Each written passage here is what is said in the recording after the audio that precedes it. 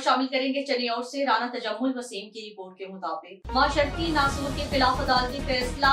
Chiniot additional session जज इम्तियाज नदीम ने मंशियात का मुकदमे का फैसला सुना दिया। जुर्म साबित होने पर मंशियात फरोश अकरम को 14 साल कैद और 5 लाख रुपए जुर्माने की सजा सुना दी गई। Incharge CIA Chiniot Nasrullah Khan ASI ने मंशियात फरोश अकरम को 2150 ग्राम हेरोइन बरामद होने पर गिरफ्तार किया। मंशियात फरोश अकरम के खिलाफ थाना सिटी में मुकदमा दर्ज था।